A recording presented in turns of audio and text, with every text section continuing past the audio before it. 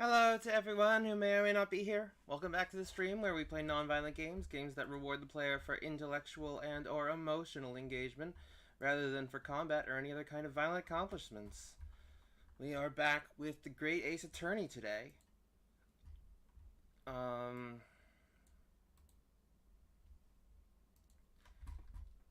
I'm just gonna promote in some servers quickly.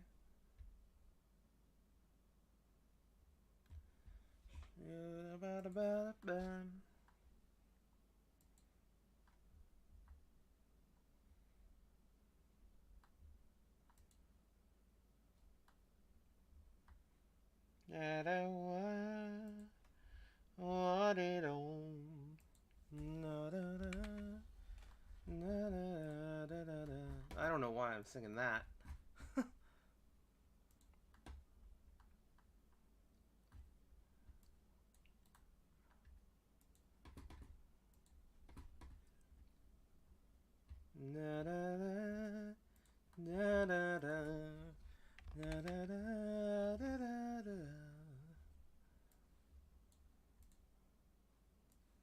Yeah, that's the Shrek DreamWorks thing, right? Yeah.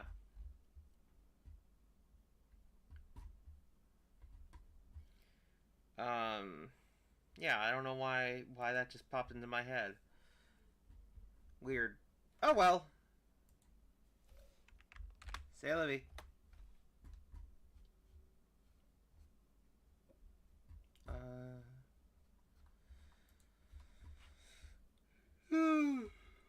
Hmm.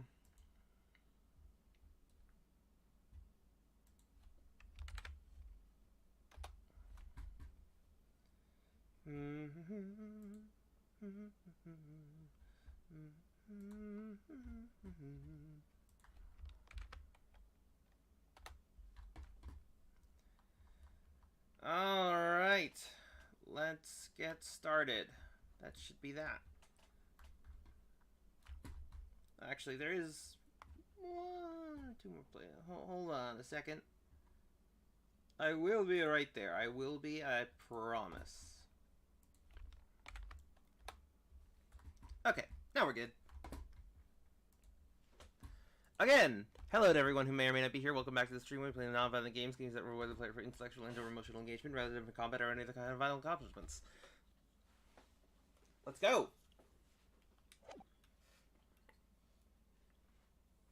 13th of August, 10:41 a.m. Supreme Court of Judicature, Defendant Antechamber 3.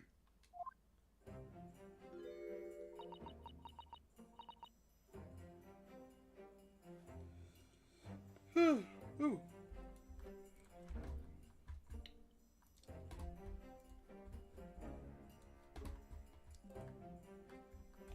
I'm so sorry, Susato. Wait, was that it? Was that her voice? Hold on.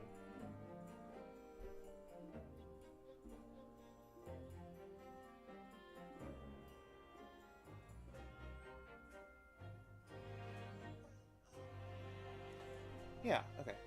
I'm so sorry, Susato. I should have told you about the toxin. Ray?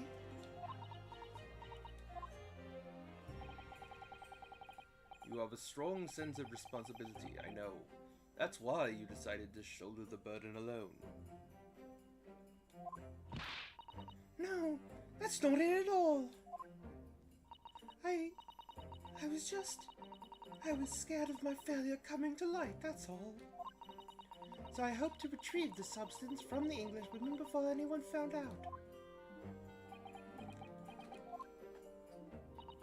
Before the trial started, do you remember what you said, Susato? That you had no doubt in your mind about my innocence. That you'd stand by me to the last. I remember. And yet I didn't deserve your trust in me. I hid important details from you, Susato. I completely betrayed your faith in me. Hit me, Susato. I deserve it. No, in fact, throw me to the floor. No, that's too good for me as well. Drag me through the city streets. I'm no better, you know. Oh? even though in my heart I knew that you'd pulled the knife blade from Miss Brett's back. There was just a brief moment when, in my mind, I doubted you. Susato? I'm sorry. After I stood here and promised you that I'd stand by you and always be on your side, I betrayed your faith in me too. And as such, I've failed you as a lawyer. No. I think this situation has taught both of you a valuable lesson. Placing your unbridled faith in another is no easy task. Yes, Father. That fact has certainly struck home. Which is why I can see more clearly now. So, Ray. Yes? Can you find it in your heart to forgive me?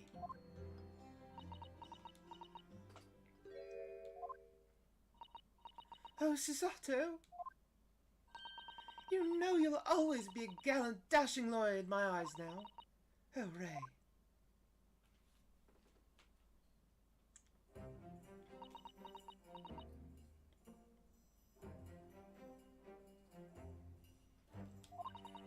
I was so scared, you know, when it happened. I didn't know what was going on. The English woman was sitting at the back of the hut, listening to what I was saying. I know it was you who stole the poison. Well now, whatever do you mean? Well now, whatever do you mean? And then, a moment later,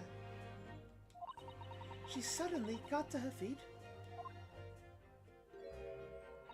before collapsing on the floor in front of me with a knife in her back. It all happened right before my eyes. Ooh, sorry about that. It all happened right before my eyes. And you were the only two people in the hut at the time. That's right. Just Miss Brett and myself. There was no one else.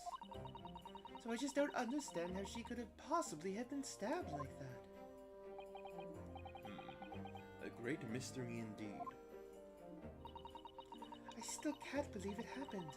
That's why I just couldn't bring myself to speak up. It will be all right.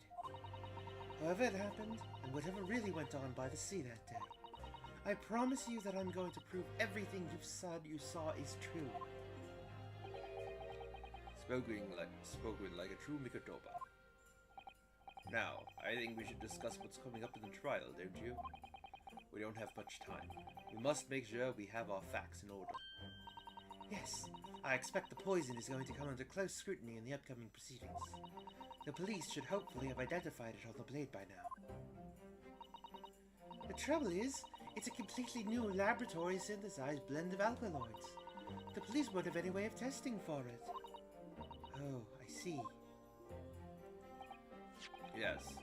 Without this chemical reagent, it's impossible to detect the toxin. Chemical reagent? I sent a colleague of mine off with some earlier to deliver to police headquarters. I think perhaps you should have some as well, though, just in case. Hold on a second, just want to clean my glasses real quick. They're a little foggy.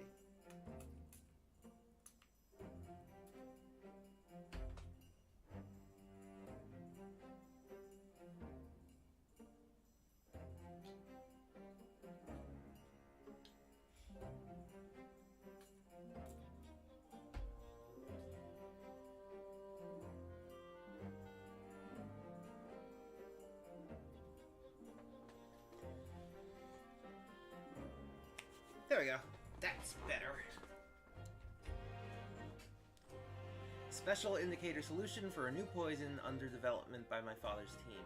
It's been created in strict secrecy and only exists in my father's laboratory.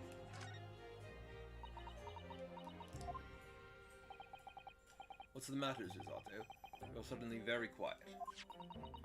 It's this newspaper article. Exclusive. Deadly poison stolen from Yume Medical Research Laboratory. I'm wondering how the information got out, given that it was a government secret.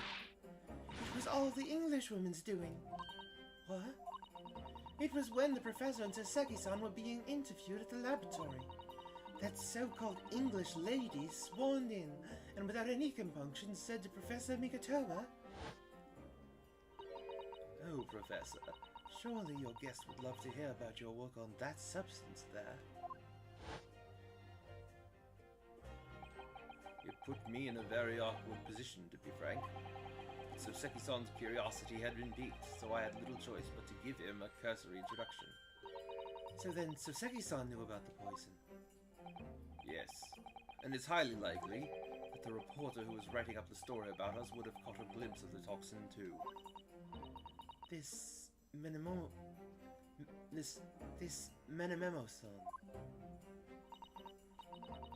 By the way, did that reporter join you all when you went to the beach?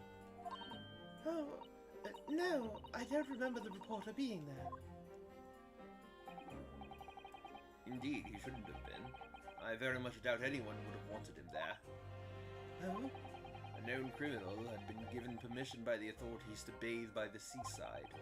Soseki-san pointed out that inviting a reporter might be problematic, and so the man was sent back to his office.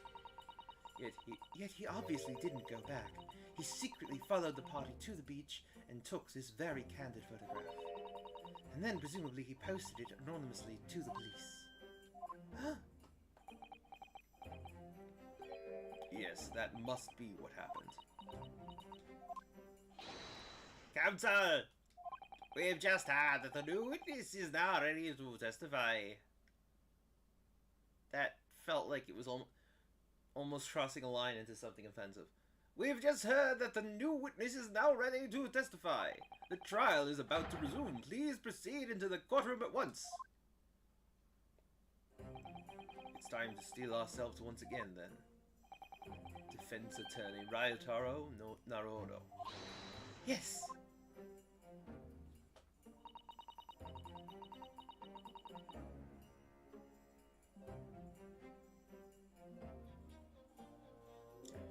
Ray has put her faith in me now and told me everything, so I can't let her down. I have to prove that what she's telling the court is true. I have to prove what really happened that day.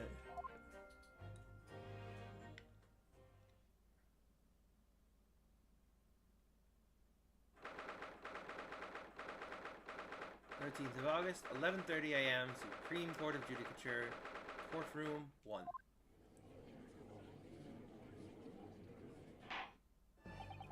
I hereby call this court to order as we reconvene to continue the trial of Raymond Bami. Prosecutor Ouchi, have you summoned the new witness?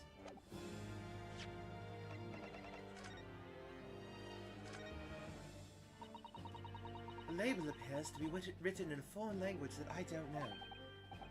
It's German, so your knowledge of English is going to be of little help here, I'm afraid. Couldn't you just have written medicine on it in Japanese? Then we'd all be able to read it. German is the international language of medicine, my dear. But yes, I can certainly see the merit in labeling the bottle in Japanese. Though I'm not sure medicine would be entirely appropriate. Yeah, no kidding.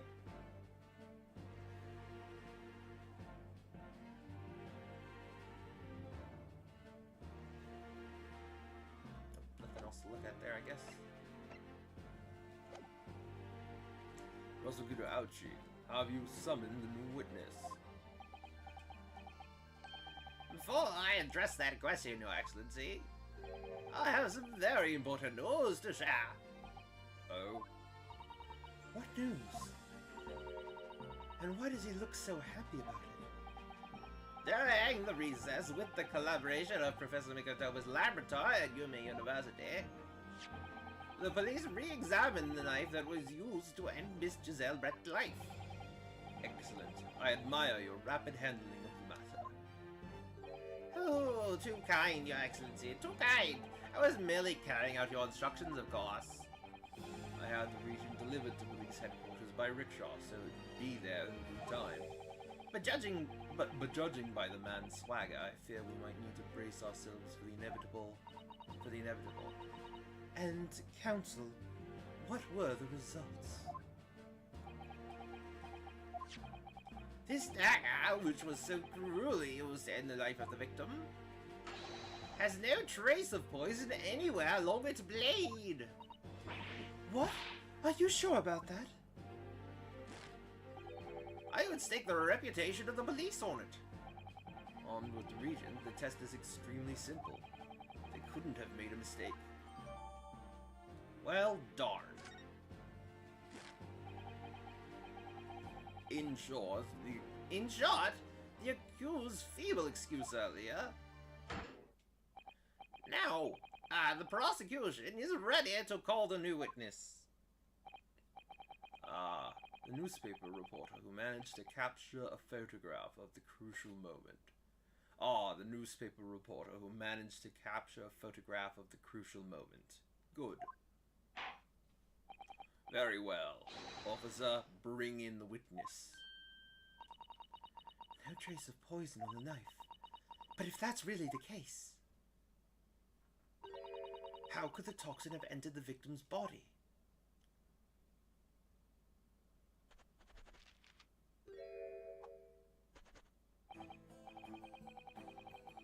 Witness, please state your name and occupation for the court.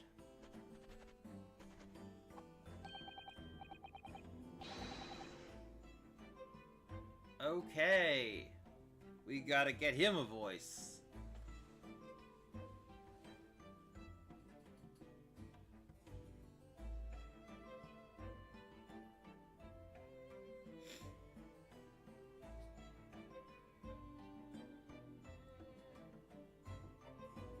Read memo of the Shoyu News. I'm what people like to call a Jedi. You think that's it? Rated memo of the Shoyu News. I'm what people like to call a Jedi. Nah, it's a little too high for him. Rated memo of the Shoyu News. I'm what people like to call a Jedi. He's definitely a fast talker, that's for sure. Rated memo of... No, he's definitely not that low. Rated memo of the Shoyu News. I'm what people like to call a Jedi.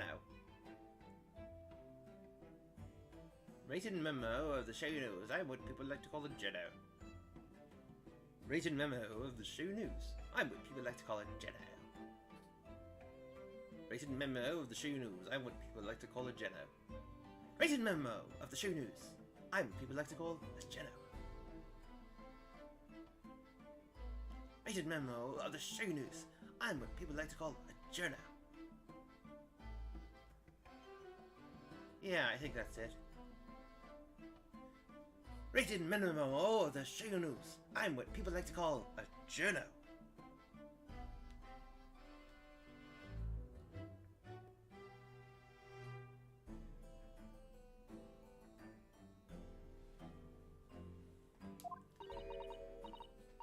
What's a journo, Father? Do you know? It's simply a contraction of journalist. I'm there when the news breaks, putting pen to paper to catch those scoops so they're in print the next morning. They don't call me the Hare of the Herald for nothing. The nice guy of news. Oh, so, it was you who took this photograph, was it? Well, what have we here? I'm sorry? Ooh, brace yourselves, people! Memo says there's a scoop in the offing.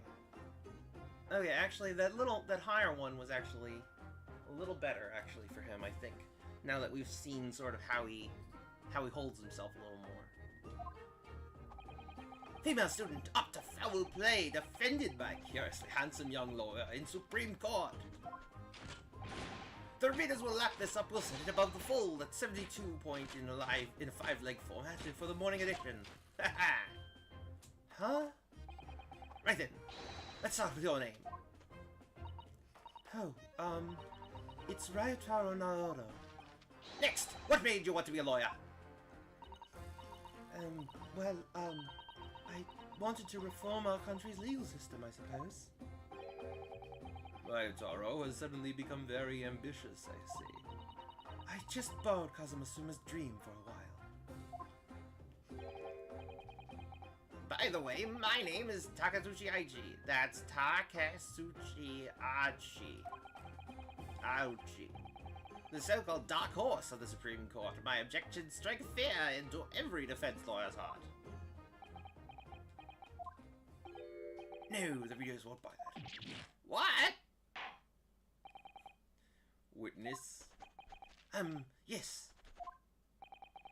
What this court demands to know is whether or not you were responsible for the taking of this picture.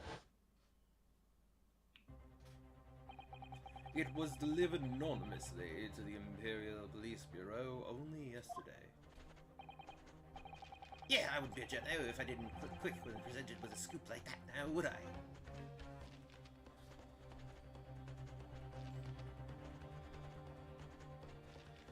Yeah, I wouldn't be a Jedi if I didn't click quick when presented with a scoop like that now, would I? Yeah, I wouldn't be a Jedi if I didn't click quick when presented with a scoop like that now, would I?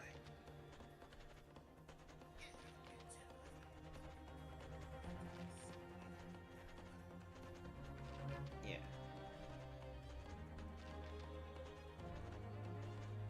That's good. Alright. Sometimes stories call out to me. Sometimes I have to chase them down, but either way, you've got to be fast. Fast legs to run with and a fast hand to write with. It's no good if you don't note it down, I always say. That's what I call my minimism. My minimism. My minimism. That's what I call my minimism. Minimism? Ah, yes. I remember your face.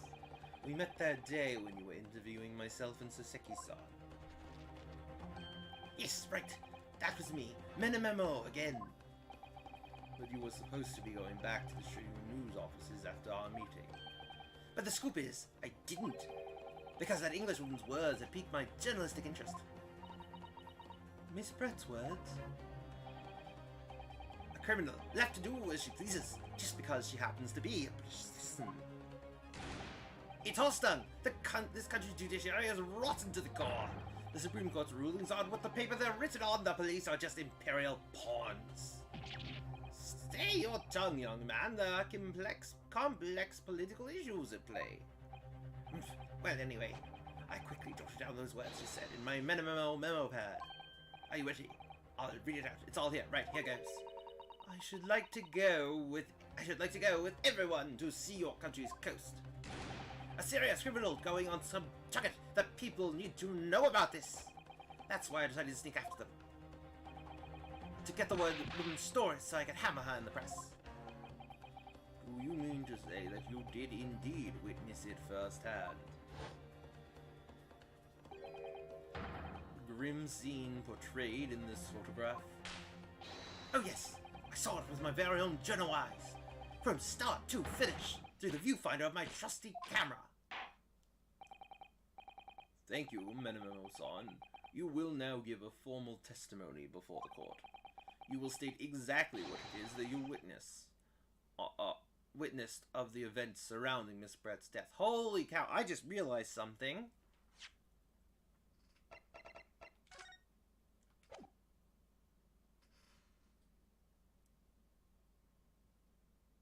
RM.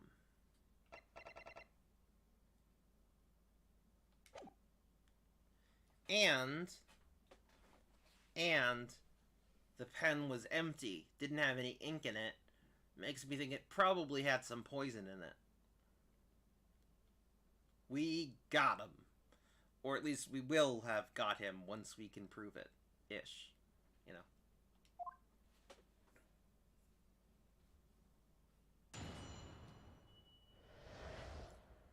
The camera never lies.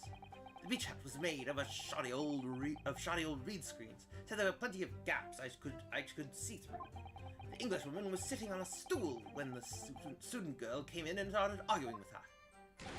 Seconds later, the girl pulled out a knife, throwing the Englishwoman to the floor as she stabbed her in the back. Also, that's why he's got a pencil, I think, you know? My smoldering journal sphere burst into flames. Quick as a flash, I whipped out my camera, ready to click. I pulled apart the rough weave of one of the screens and poked the lens through for the perfect shot.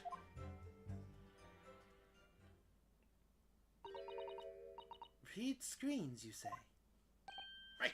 You can see them clearly enough in that great shot I snapped. The hut walls were just screens made of costly woven reeds. Yes, it allows the breeze to pass through and bring some relief in the from the summer heat. And it was a breeze for me to poke my camera through and see the whole thing hotting up. Ignoring, for the time being, the appalling invasion of privacy involved, did you witness everything that happened from the moment the defendant entered the hut? Oh yes, I saw it! I saw the whole thing from start to finish! And you say that you took the photograph through a gap in one of the screens? Luckily for me, they were pretty shortly woven.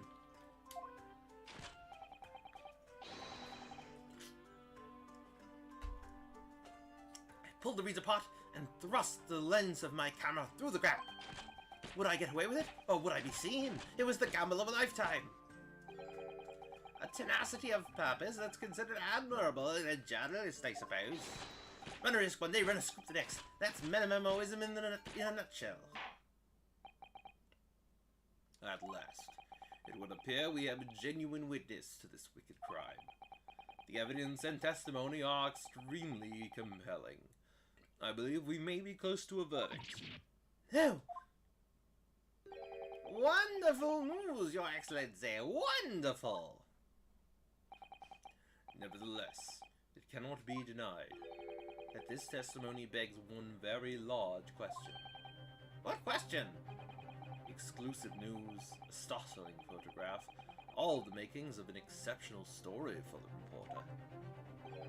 Why then was the story never published? Oh, that's right. It seems clear to me that there are circumstances at play here that are yet to be understood. Ha! More pathetic excuses. Very well then, Counsel. Proceed with your cross-examination. Yes, Your Excellency. There's more to this reporter than meets the eye. He's keeping something about this case very close to his chest.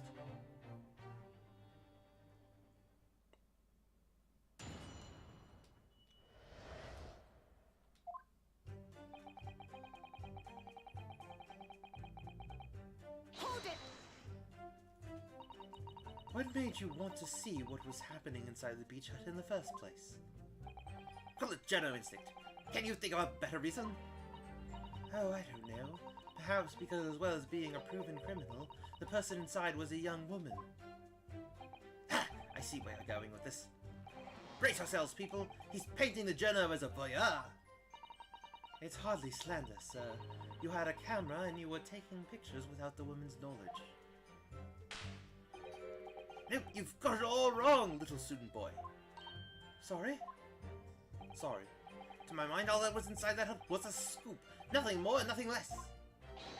Scoops know no gender, man or woman, it's all news. That's not even minimalism, that's just basic journalism. If only the courtroom was as indiscriminate. Right, so, if that's all buttered up, can we move on? Tell the court, then, witness, what sight befell your eyes when you looked inside the hut? A sight that vindicated my journal instinct, that's what. When I pulled back the reeds, I could see it all as clear as day.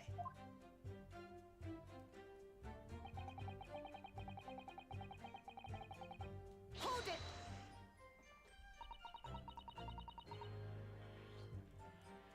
So you actually saw Mamami-san entering the hut?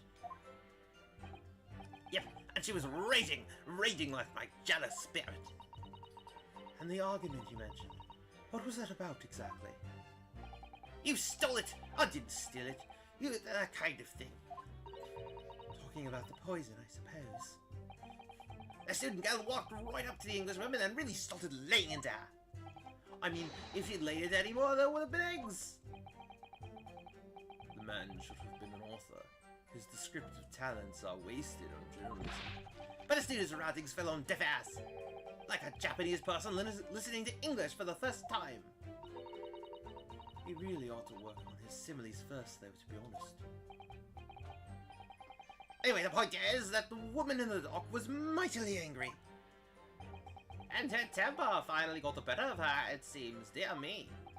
Which was the climactic moment that I caught on film.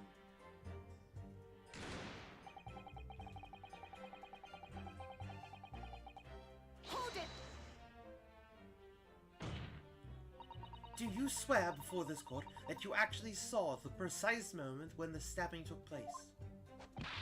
Ha! The precise moment? I didn't see just that. I saw the whole hellish scene play out, from start to finish.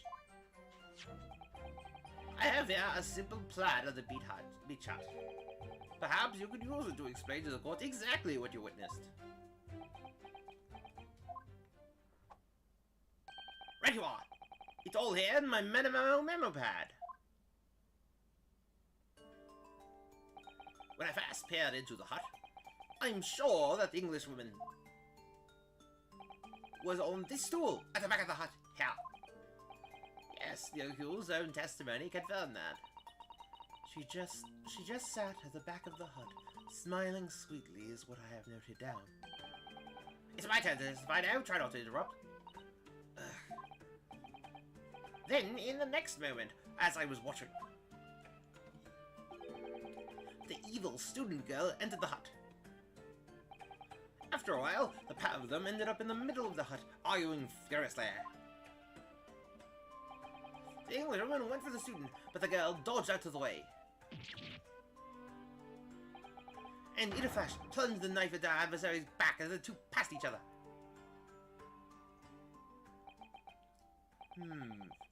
What you describe is a grim crime indeed. Never sugarcoat the truth. That's what minimalism says.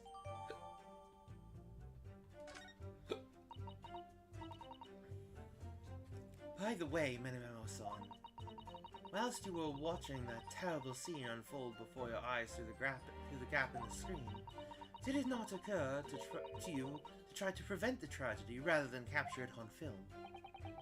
Dinners have to be observers. We can't get involved. That's our reason to tear. The tray. So you didn't converse with Miss Brett at all? Obviously not. An observer always remains on the outside looking in. And that's something to be proud of, is it? Your Excellency, if I may. Yes, Professor. I think the witness's last expertly phrased statement should perhaps be added to his formal testimony. Father, what are you... I will grant the defense's request. Minimomo-san, you will supplement your formal testimony with the aforementioned statement. Well, nihilism is the foundation of Minimomoism, but I'll gladly prove that my words aren't meaningless. I never once set foot in the hut, nor spoke with the Englishwoman. I was there only as an observer. He claims to have spied the whole affair from start to finish. If true, his testimony is devastating. But it does seem as though he's holding something back, doesn't it? If that's how you feel, I suggest that you trust your instincts and press him on everything he said. As you've no doubt seen done many times before in your role as judicial assistant. Yes, I have. I've seen witnesses like this pressed often. I know exactly what to do.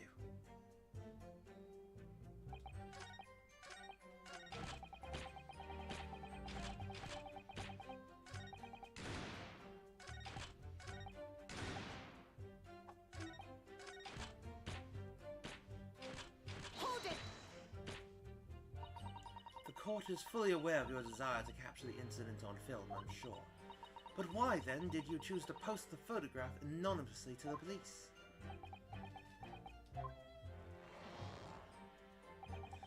I'm afraid I don't understand a word that's coming out of your mouth. I'm afraid I don't understand the word that's coming out of your mouth. I'm asking why, as a journalist, you decided not to make a story out of the incident. Think of me as a sculptor who makes art out of the sordid private details of other people's lives. But I never discuss my own personal life on a principle. I mean, that's basic Minimomoism. It's not something to boast about. No doubt your burning desire to see the truth exposed and justice done was what motivated you. That's it. That's brilliant. My burning desire to see something or other exposed. There has to be a good reason why he didn't think to write an article about what he saw, though. By your own admission, you were outside the hut. How then did you manage to take the photograph? Ah, yes, that. I'm glad you asked.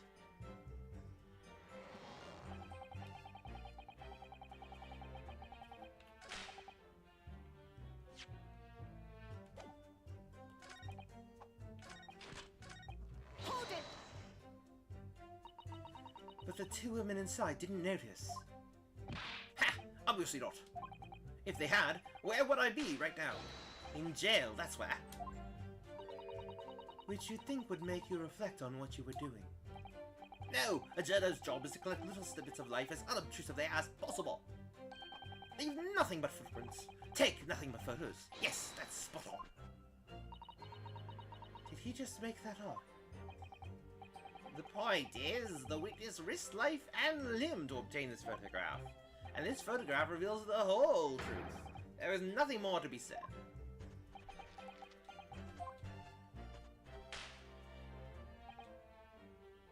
Hold it!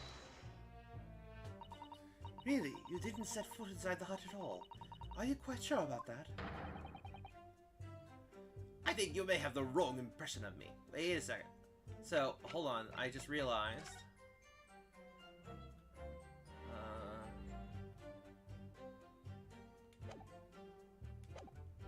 Yep. The symbol on the pen is the same as the one on his armband. I already figured out that, you know, that's his pen, but I just thought, you know, I'd check that out too. I think you may have the wrong impression of me.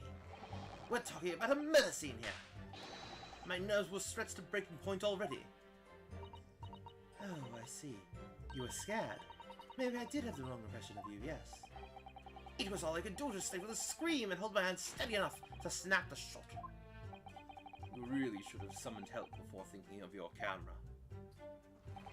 Minimalism and humanism don't always agree.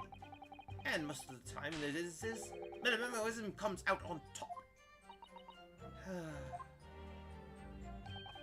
As a sculptor of stories, sometimes I have to be cruel with my art. Yes, that's spot on. Surely he's making all this up.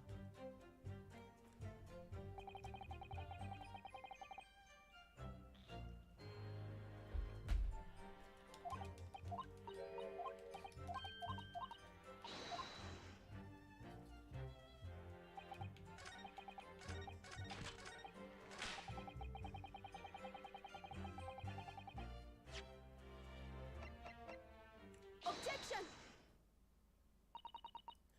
Menemo-san, until now, I've had a firm belief that newspapers are in the business of uncovering and publishing the truth. You're spot on there. The press doesn't lie, which is why I am proud to wear the emblem of the Shogunus on my arm. In a way, that's more Menemoism. Sadly, though, it seems the journalists who write for those papers don't always share the same passion for the truth.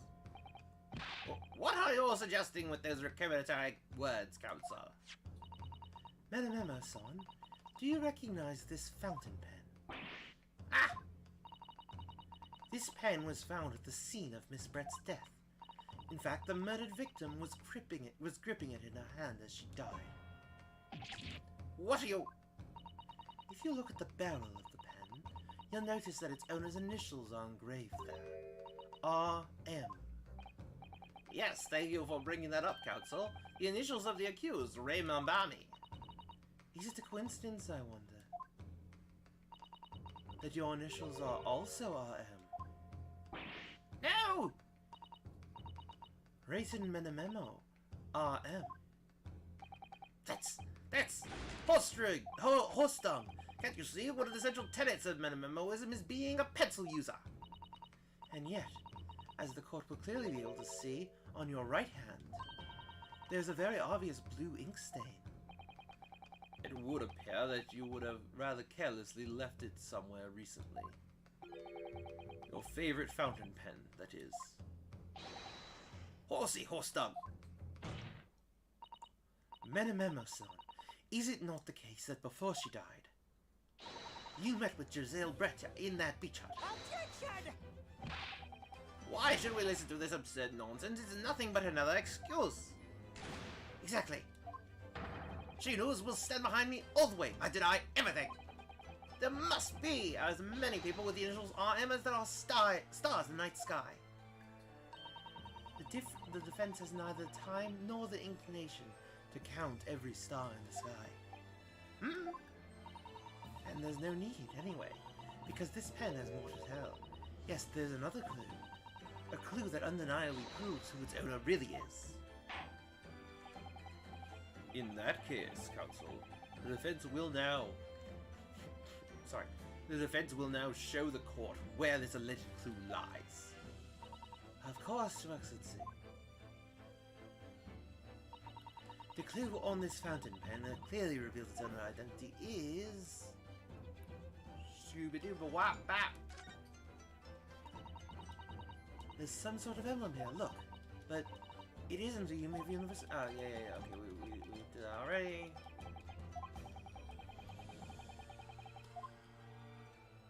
Got it! As well as the initials, there's also an emblem on this fountain pen. An emblem that you will, of course, recognize, Menamaro-san. Goodness me, it's the emblem of the Shoyunus. In other words, the owner of this pen is an employee of the Shoyunus, whose initials are RM. Suddenly, the stars in the night sky don't seem so numerous, do they? Well, Menamaro-san, how do you respond?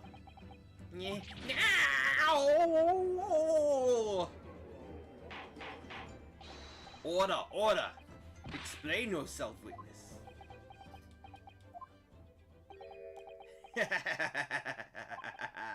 So, this is how the mighty Supreme Court works, is it? Using coercive tactics to have well-meaning citizens reveal harmless secrets. I've used nothing but honest tactics. Alright then, fine. I won't try to hatch it anymore. Yes, not long before that grim tragedy unfolded. I, a Shoyunus reporter, on behalf of the public, conducted an interview with the Englishman. An interview? You never mentioned this before, huh? When exactly was this? As I said, it was before that evil little student girl showed her face in the hut. It couldn't have lasted more than 2 or 3 minutes, that's all. It was just a brief exchange. But it came to nothing, and as we Menamemo say, the people don't pay their dues for unworthy news. However insignificant you deem it to be, this court cannot overlook the meeting between yourself and the victim. You will testify now under oath about the precise nature of this meeting and what transpired. Gosh, yes, alright, but... on one condition. Condition? In all good conscience, I couldn't speak out alone about this. You need to call back the other witness, Soseki Natsume-san. Soseki-san? Oh yes, according to my notes here, that man has a secret of his own, and brace yourselves. It's not a harmless one, it's big. What? And states that one man's secret is every other man's front page story. Very well. I will grant the witness's request in this instance.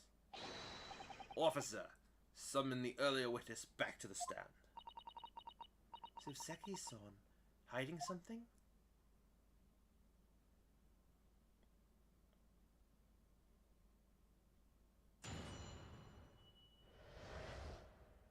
The witness's secrets.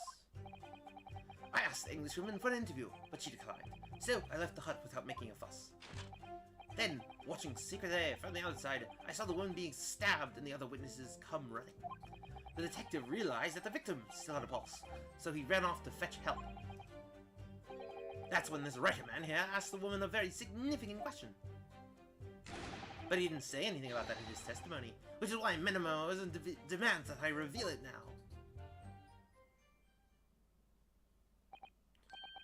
You mean to say the victim? The victim regained consciousness?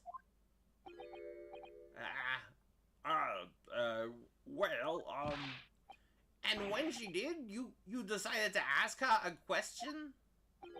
That's true, yes. No, wait, that's not. No, hold on, let me check.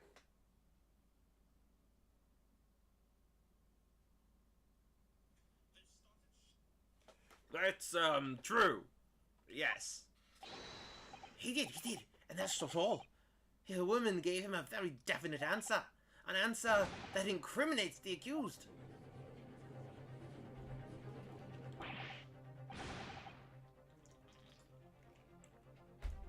This is preposterous. Why am I only hearing about this now? Why didn't you mention this before, you yokel hack? It wasn't even a conversation. It wasn't even a conversation. Yes, I did pose the withering English rose a question. I don't deny it. But she could no longer speak. She was barely conscious even. Counsel for the defense, I expect a thorough cross-examination to be conducted here. This court must and will know the truth. Absolutely, Your Excellency.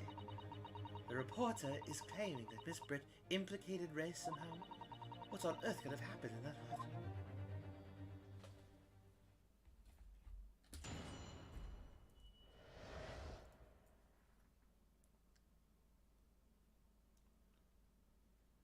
The witness's secrets. Alright.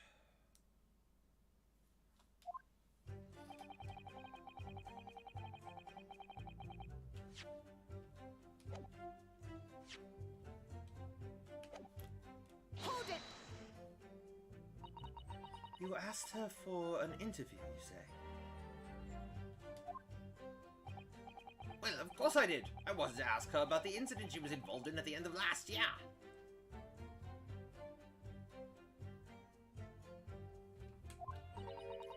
About the case in which Dr. John H. Wilson lost his life. That's not the way I phrased it. Minimalism calls for straight talking. Why did you murder Dr. Wilson is how I put it to her. Yes, that sort of talking is as straight as a ruler. Ask any question as if you're asking for a menu in a restaurant, I say. It's the best way. A veteran at the paper taught me that. And how did Miss Brett answer? With one simple phrase. Mystery is a woman's charm. Ooh, that told me. So I waltzed right out of there. Really? Something about that doesn't quite seem to fit together. Hello, educational quiet.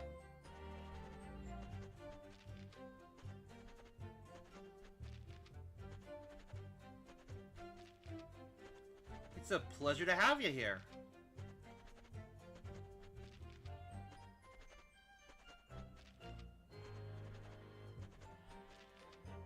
Leave every room as if you're waltzing in a dance hall, I say. It's the best way.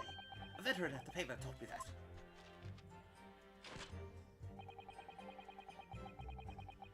How's your day going? It's going good. It's going good. How's yours going?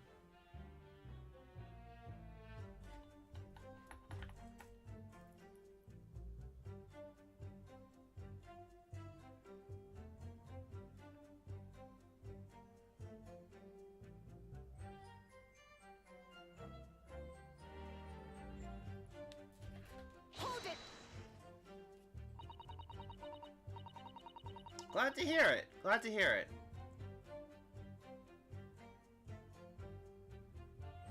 That just finished school. Nice, nice. Learn anything cool?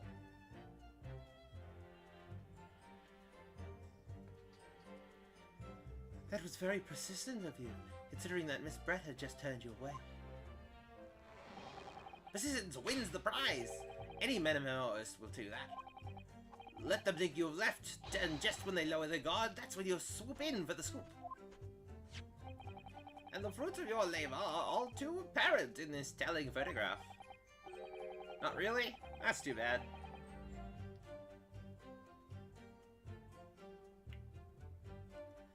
I'm not sure the young yokel student would rather not. I'm sure the young yokel student would rather not be reminded of this damning evidence. Actually, it's thanks to that photograph that we managed to identify this witness. I was able to go to my first psychology class, though. Oh, that's neat. At least I think so.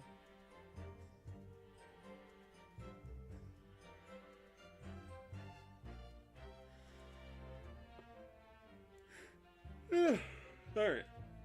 And now that you've found me, I'll tell you whatever you want to know. I've got nothing to hide. I'm sure. Please do go ahead, witness. I'm glad to hear that. I'm glad to hear that was fun.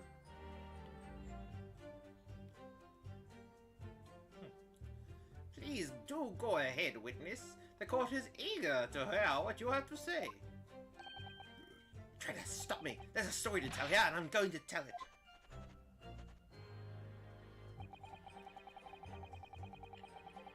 Hold it! And Soseki-san remained behind in the hut. That's right. That's right. Yep.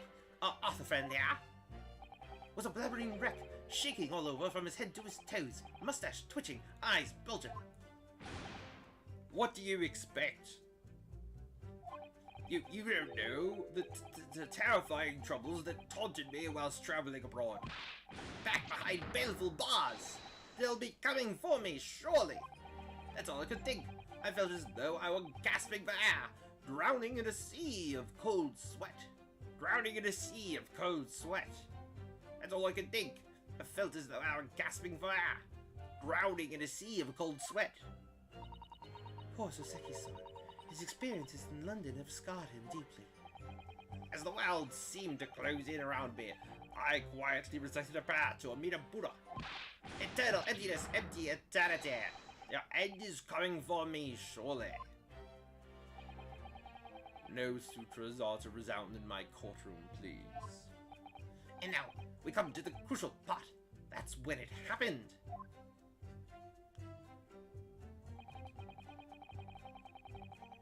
Hold it!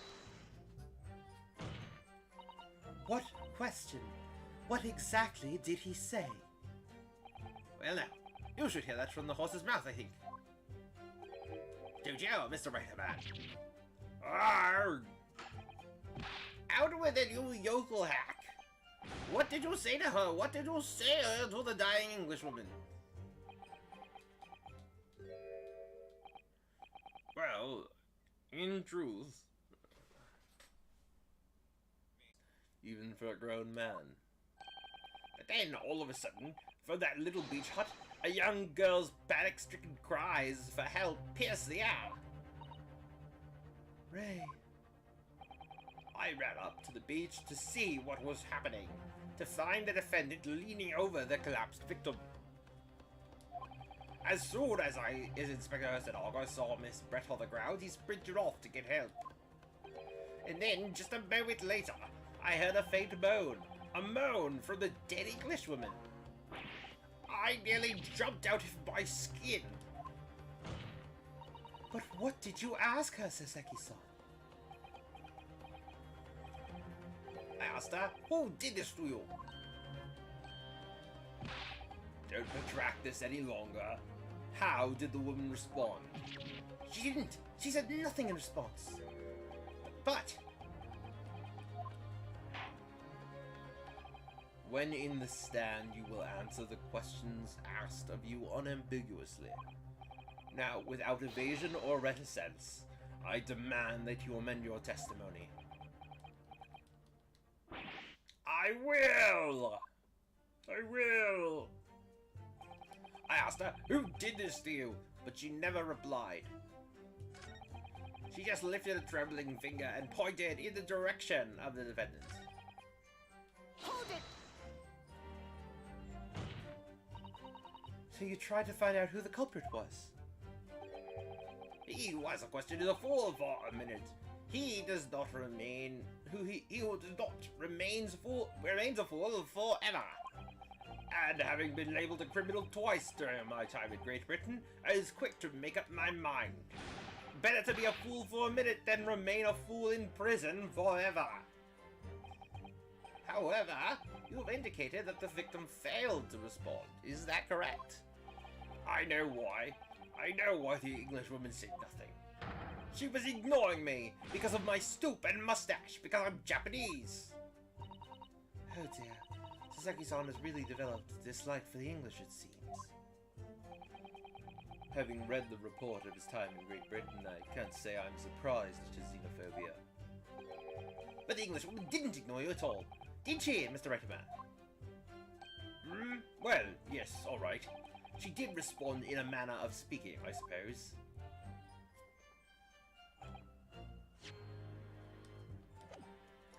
Oh, there's some stuff we haven't actually taken a look at yet. Hold on.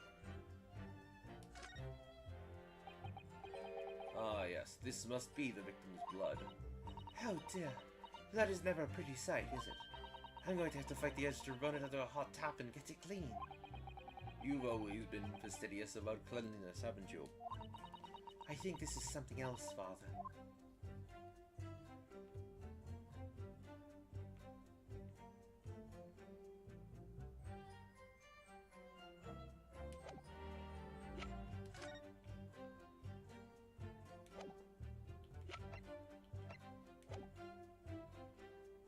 Hold it!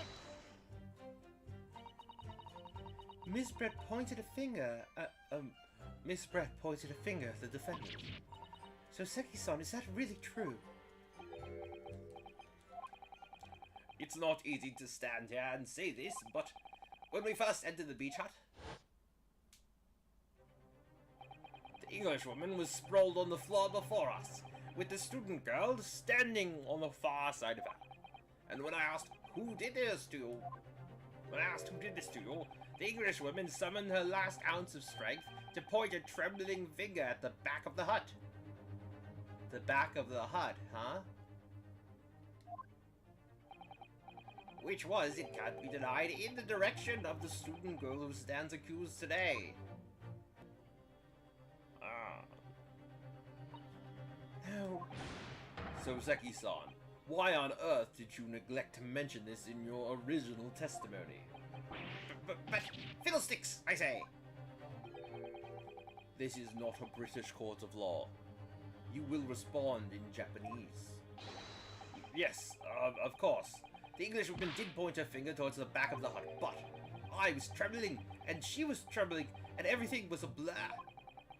And thinking about it, I feel as though perhaps she was pointing in a slightly different direction. Actually, no, not slightly, in a very different direction to where the student girl was standing. Somewhere at the back of the hut, where nobody was standing at all. You mean that your memory of events, and the direction in which the victim was pointing are both unclear? Yes, that's it. Unclear. Very, very unclear. Attention! Your Excellence, there. Surely this proves the matter beyond all reasonable doubt. Yes, the woman may barely have been conscious, and yes, perhaps her finger wavered slightly. But there can be no doubt this was an attempt by the victim to confirm the identity of her assailant. Why? Because as the court can see, there was no one other than the accused in the direction the victim was pointing. It is now abundantly clear that no one besides the accused could have possibly committed this crime. Unless, of course, she was seeing the reporter looking through the hut, looking through the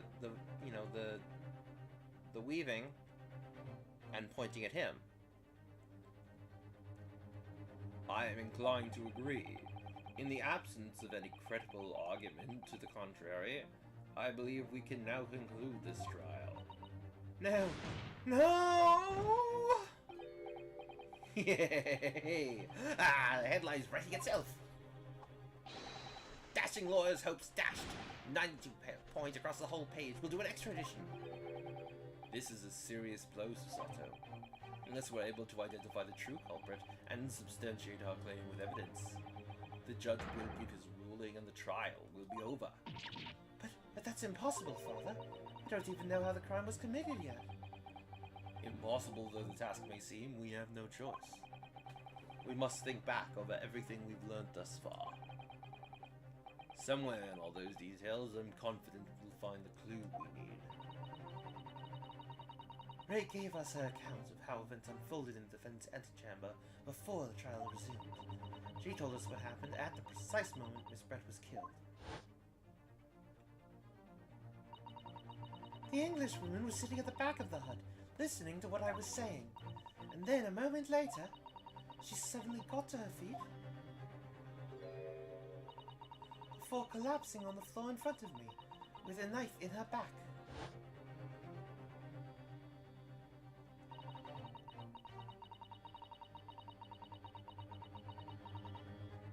Wait a second. If the reporter could open the thing could open the walls of the beach hut so easily, well, he probably could have easily stabbed her in the back through the walls of the beach hut.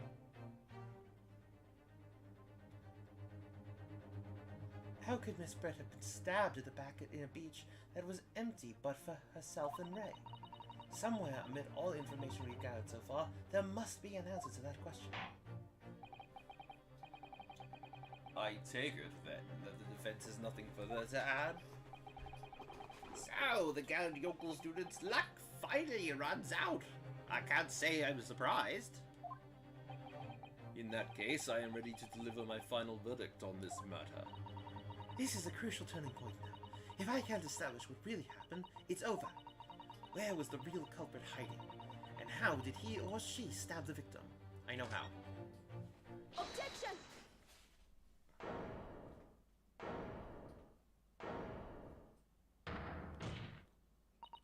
Your Excellency, I respectfully ask you to postpone your adjudication for the time being. Oh, to what end, Counsel? The defense would like to present the court with an alternative theory. An alternative theory that can explain who the victim was actually trying to implicate with her. An alternative theory? Ha! None exists. Objection! There was someone else present at the scene who could have committed this crime. What? And the victim, Miss Brett, tried to reveal who it was to those around her at the time, by mustering all her remaining strength and pointing a trembling finger in the killer's direction. This is fiction, fantasy. Very well. As you seem so sure of yourself, Counsel, I am prepared to hear your alternative theory. So, young Ryotaro Naruto, Yes, Your Excellency. you will present your latest theory to the court by means of this plan. At the moment the victim was stabbed, where exactly are you proposing the culprit was concealed? Hold on, just wanna...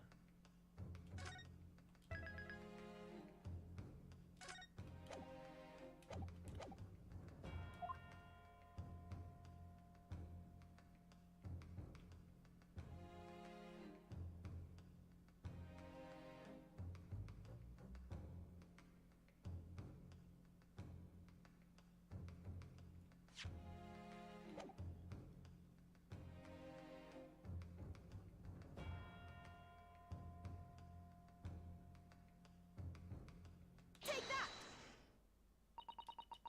Naruto-san would never give up, and I'm Naruto now. The true culprit who fatally stabbed Miss Brett was concealed in this location here. Are you mad, Counsel? You're suggesting the culprit was outside the hut? What?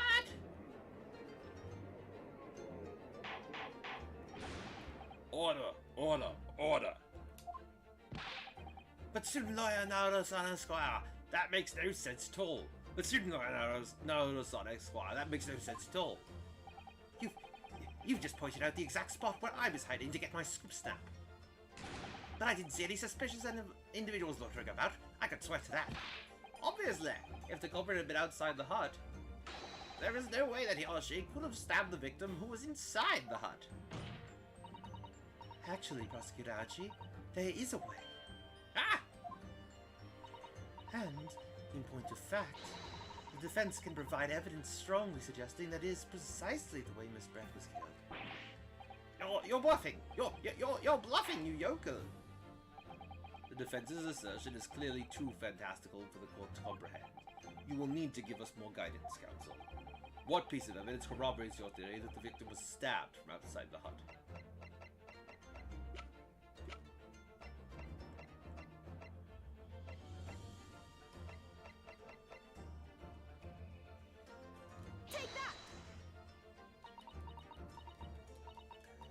Well, I presented it now, but I have the first idea why I chose this piece of evidence, damn it. Counsel, you suggesting that this piece of evidence bears out your theory as to how the victim was stabbed? It's something of a windfall, Your Excellency. I think the word you were looking for, Counsel, was downfall. If your theory is correct and the knife was thrust into Miss Pratt from back from outside the hut, there should be a visible trace somewhere. A trace? Yes, on the hut itself. Armed with that idea, I must look through the court record again.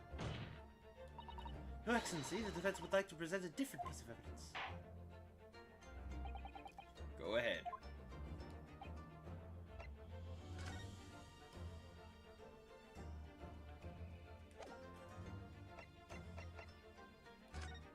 So it can't be that photograph.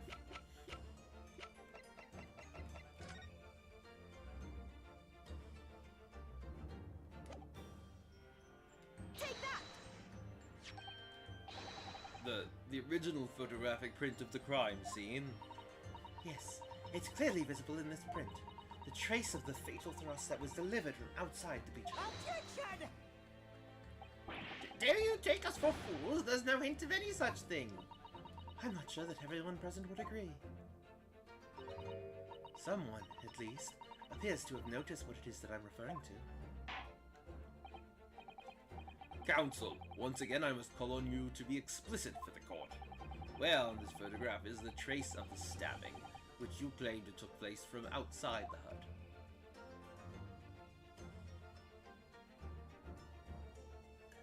I'm thinking here.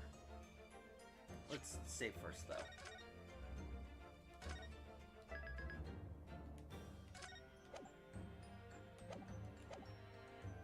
Take that! Look closely, just here. In the screen at the back of the hut, you can see the effects of a blade having been forced through the reeds. No, I can't. I can't see any such thing. It's true that the hut in question had 4 walls, as you'd expect, however. By parting the reeds, a knife blade could easily penetrate them.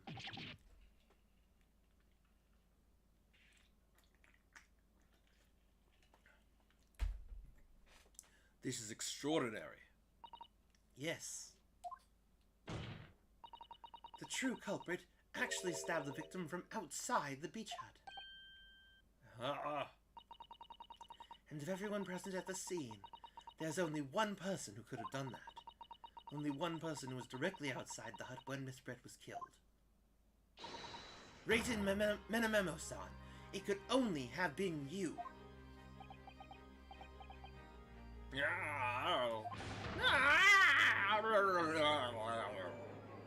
Objection!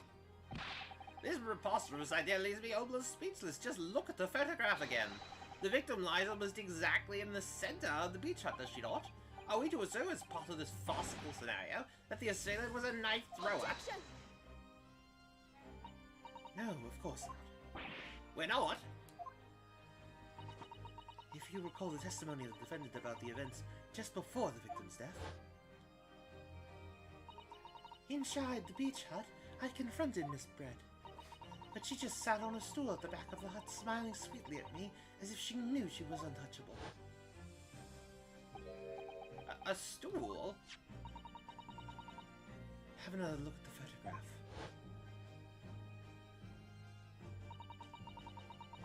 The slit in the reed screen would align perfectly with the back of a person who was sitting on that stool. My word. So, in fact, the victim was...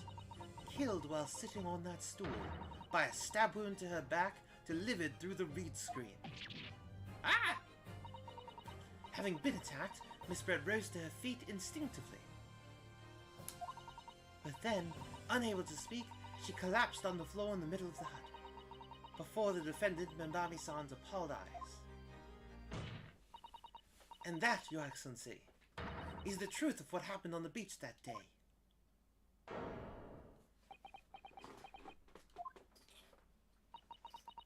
By your silence, Menamemo-san, I take it that you don't deny the charge. This is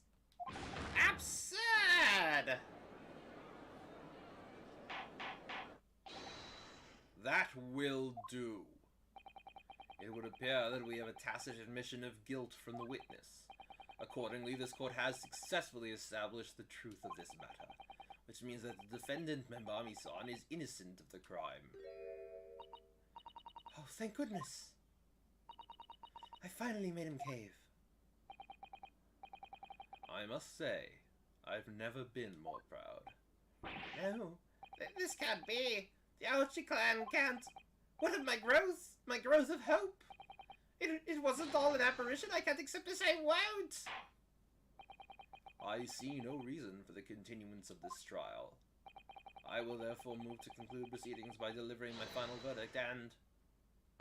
Yeah, I knew it.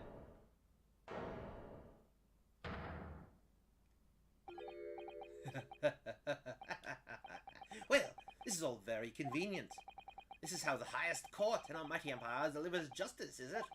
Suppressing well-meaning citizens' freedom to speak and branding them as criminals? But we've established that the victim was stabbed from outside the hut through the reed screen walls. And no one but you was in place at the time to have his hand on the hilt of the blade. It's a perfectly logical deduction. So, your argument hinges on the location of whoever stabbed the Englishwoman, does it? Well, it seems a little irrelevant now. Irrelevant? Irrelevant? Where she was stabbed, how she was stabbed. It doesn't matter. I mean, whether she was stabbed at all makes no difference, if you think about it. After all, this trial's already shown the whole thing hinges on something else.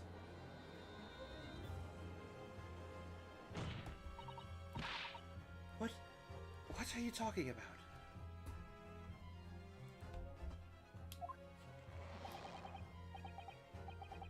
Brace yourself, little man. I'm talking about the fact that everything's changed. Because of the dirt you dug up. What? Enough obscurity. Explain yourself, witness. What's to explain? I'm talking about the poison, of course. The poison? Let's ask the professor for a comment on the situation, shall we? I understand that a deadly poison you were developing was stolen from your laboratory, correct? And it's been shown that this poison was administered to the victim, Miss Brett. Is that right? That is correct.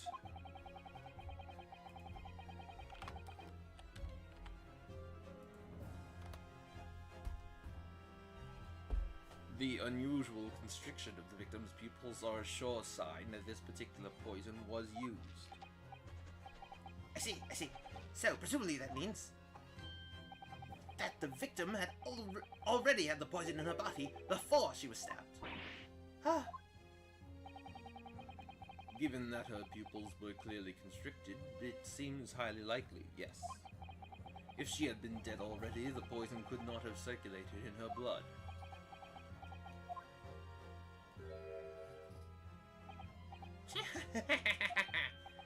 Oh, how refreshing to have the argument of a metropolitan mind. Precisely. It matters not a jot who stabbed whom and whose back and with whose blade. Because, quite simply, the Englishwoman's life was taken not by the knife, but by the poison. Objection! But that can be explained by the poison being on the blade, as I already... Objection! It's not on the blade. Forgotten already, have we, yokel? During these very proceedings, the laboratory of the Professor Actual Psi assisted in proving that the blade of the weapon used to attack the victim had no trace of poison on it whatsoever. So, let me get this down. The facts, as skillfully established by the defense in this trial, turn out to be a headline-making red herring. Is that about right? well...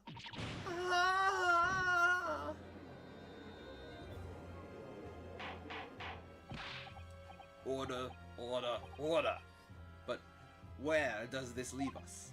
How, in that case, did the poison enter the victim's body? There is an undeniably obvious answer to that. The lady most likely imbibed it. You mean she drank it? Have another look at the photograph here. As you can see,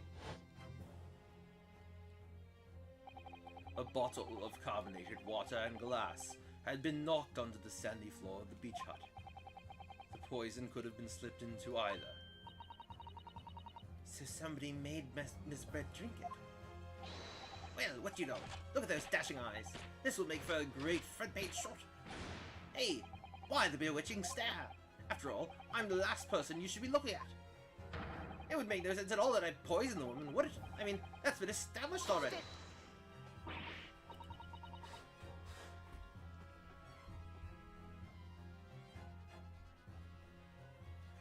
Established? What are you talking about? Don't tell me you've forgotten. That's a little hard to believe, given that the person who established it was you. Me? What on earth does he mean? Ooh, nobody capture those wide eyes. This is Pine Press Father, that is. It would seem that this trial is not destined to end yet after all. I hereby call upon the witness to give further testimony. That's right, that is. Let me get a shot of that magnificent beard, Your Excellency. You claim it to be impossible that you were the one responsible for administering the poison to the victim. You will explain to the court in your testimony the basis upon which you make such a claim. How much I know, and I'm a man. I've never tried to run or hide from anything in my life. And I'm not about to start now, because that's Menomoism. For a brief moment, I thought I'd eliminated the truth, but it slipped right back into obscurity again. Just where is this trial going to take us?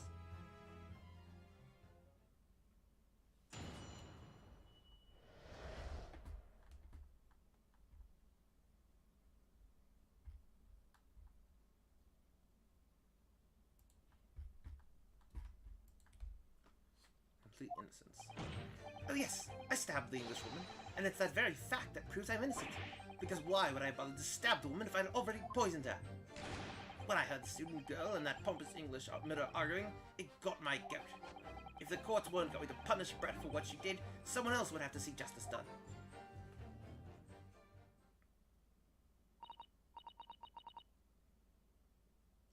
Oh, also, thanks for the follow. I didn't notice you followed Educational Quiet.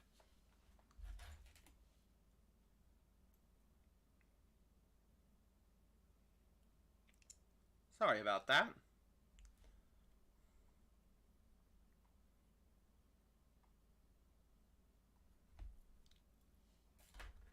So you admit it then?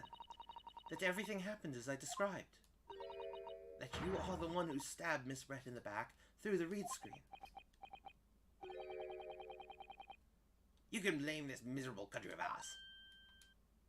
A country that bows to the pressure of foreign powers and lets murderers walk free. What kind of future can a country like that have? That's why I did it. I did what our pathetic leaders didn't have the guts to do.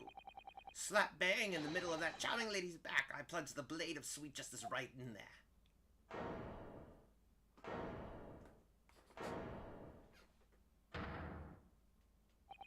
As someone who spent his life seeing that the truth is told, I feel really, really awful about giving false information in my testimony before. But as it turns out, there was somebody else who had it hidden for the victim and got to her before me. That's right, you guessed it. That pretty little student girl. Now there's a woman after my own heart. You're implicating Ray again. She's the one who gave the poison to the Englishwoman and ended her pitiful existence. And suddenly, snap! Jenna here's off the hook. The argument is sound, certainly. If the witness had administered the poison himself, he need only have waited for it to take effect. Subsequently stabbing the victim in the back would have been entirely nonsensical. I mean, unless he was making an alibi for himself.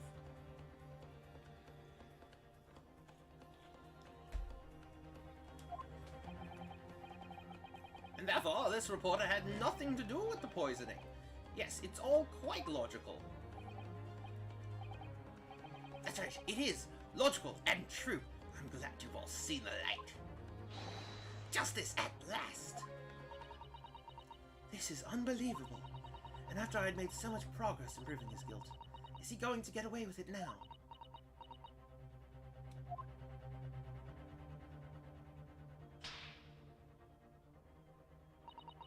Think of Kazuma-sama and Naruhodo-sama. They never stopped looking for a way forward until the judge's final gavel. Very well then, Counsel. Proceed with what I assume to be your final cross-examination in this trial. Yes, Your Excellency.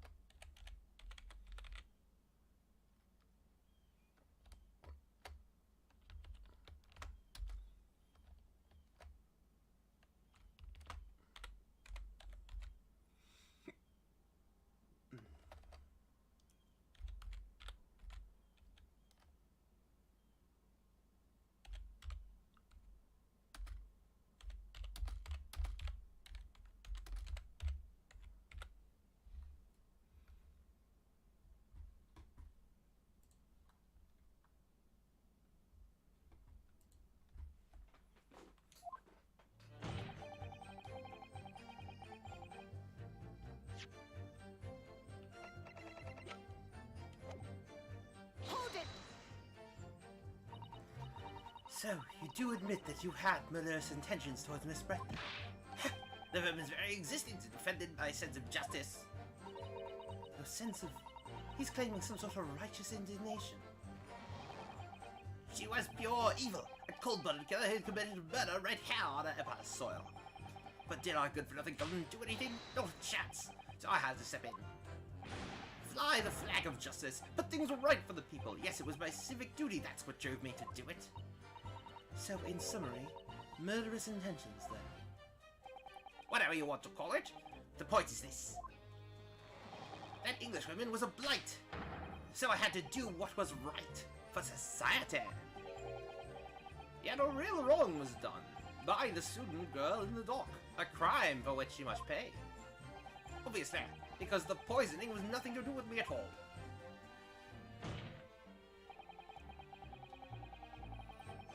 Hold it! So you still maintain that you didn't give the poison to the victim?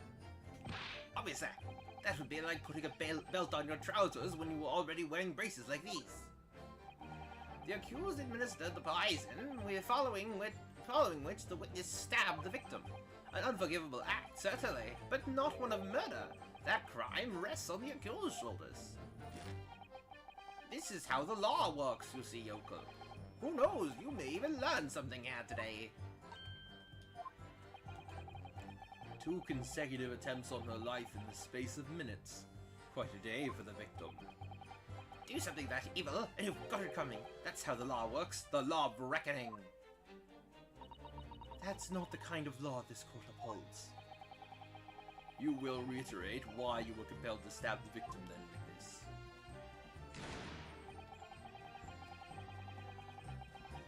Hold it! What exactly were they arguing about? About what happened in that restaurant 9 months ago. That's what. The student girl was laying into the Englishwoman for killing her beloved mentor, Dr. Wilson. Yes, John H. Wilson. A professor of medicine. Invited here from England by Professor Mikotoba, no less. Right, but the Englishwoman was just jeered. Her case was to be heard by the British Consular Court in Shanghai. However, there is little doubt that she would simply have been acquitted and sent back to her homeland a free woman. It was eating that student girl up inside, you could see it. I really felt for her.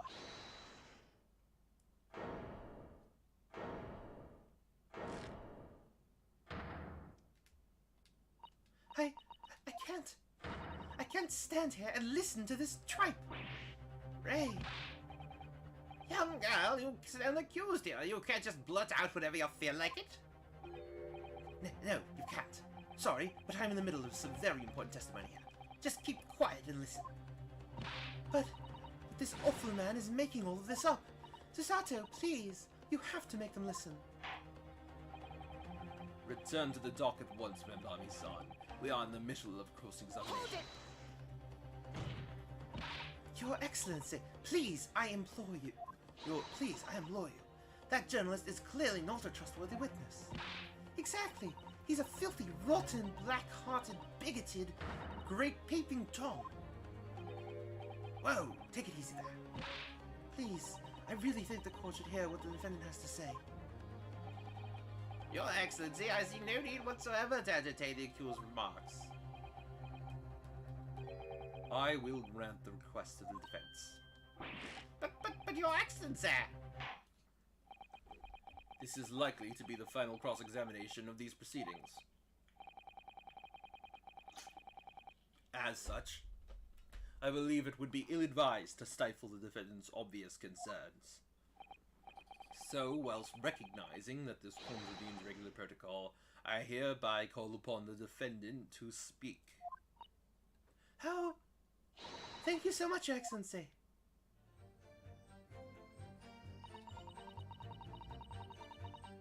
It was nothing to do with Dr. Wilson, who was discussing the stolen poison. The stolen poison that killed the victim, you mean? I suspected her being the one to think about how she killed Dr. Wilson. That's true. Additionally, Miss Brett certainly had knowledge of the new poison. Indeed, all visitors to the laboratory are thoroughly searched when they leave. Even if a thief managed to avoid being seen by myself or a colleague, getting the poison out would be very difficult. That's true. I pestered Professor Mikotoba until he agreed to show me the poison when I visited his laboratory. But as I left, I was searched from top to tail. Miss Brett rather bluntly revealed the existence of the toxin we'd been developing, you see. And since Suseki-san expressed such an interest in it, I felt unable to refuse. Obviously, I gave nothing away other than the fact that it was an extremely potent substance. I'm very ashamed of myself. It's just that I've had a singularly terrible experience with a deadly poison. I wanted to look my old enemy in the eye. Surely you can understand that. To find out if Mises be the university, the military would be dragged into it. The whole government, even. It would be a complete disaster. And how did Miss Brett respond to your concerns? She just curled those beautiful lips of hers and said she didn't know the first thing about it. In English, actually. Ah, yes. Menamemo-san, one small question if you don't mind. I do mind. Can't you see I'm busy? Clearly, you were outside the beach, but beach hut, listening in whilst the defendant and Miss Brett were conversing. Presumably, then, it was you who wrote this article about what you'd heard. Exclusive. Deadly poison stolen from Yume Medical Research Laboratory.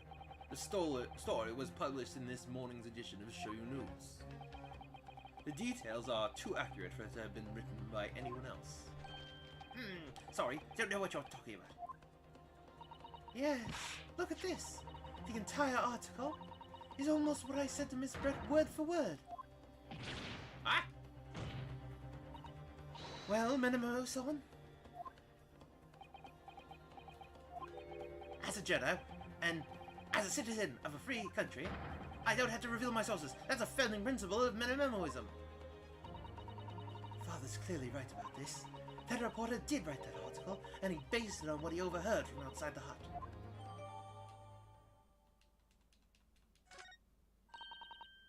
So what's this? So that's what it was all about. You were trying to cover up the fact that you were listening in. That's why you came up with that stinking story about me arguing with her. Shut up! My stories never stink.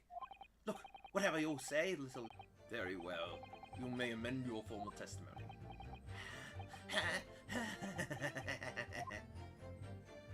Petuous Pepperpaw, as it happens. Once the victim had taken the poison, she would have been only minutes away from death. And yet, this man then proceeded to stab her in the back as well. There has to have been a good reason for that. If it was the reporter who gave the poison to Miss Brett, then clearly he must have done it prior to Ray entering the hut. Yes, that's undeniable.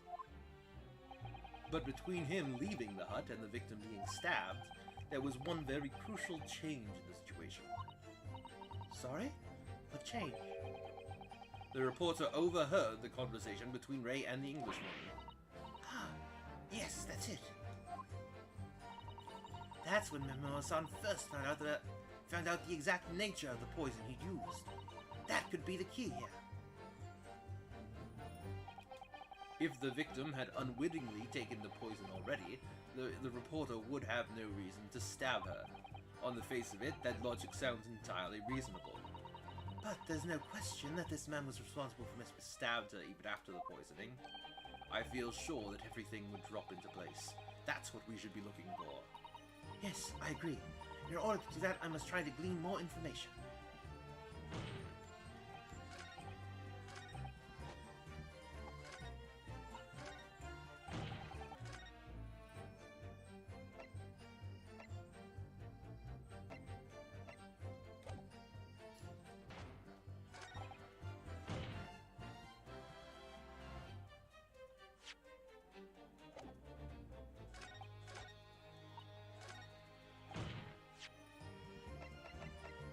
Objection! Well, I can think of one reason. What? What? But before I explain, I'd like you to confirm something for the court. Did you glean all the information for this newspaper article from what you overheard outside the hut? Of course he did. There can be no question of that. After all, when we were all in the laboratory together, all we were told was that it was a Daryl toxin. And there's one more important fact to consider. According to the witness, Membami-san's verbal attack against the victim began as soon as she entered the hut.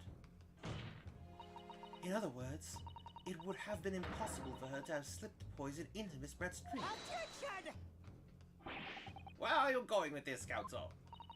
Mamoru-san has made it quite clear that he observed every single thing that happened in the beach hut. If the defendant had somehow found an opportunity, this man would have seen it. Which means that Miss Brett couldn't have imbibed the poison whilst the defendant was present. In fact, it must have been administered to her before Membami-san entered the hut. At which point, Mamoru-san overheard some worrying information. What? The extreme constriction, which would reduce the number of suspects to only a handful of people. Ah! Everyone in my laboratory is aware of the unique properties of the toxin we've been developing. None of them would be foolish enough to attempt to use it for some nefarious deed.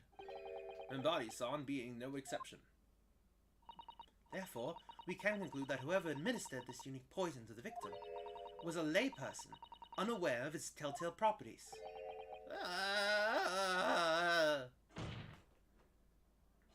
You know, it was you who stole the poison from the laboratory that day, and it was you who administered it to the unwitting victim. But you quickly realized that was a terrible mistake, because the poison caused such unusual symptoms and was so traceable.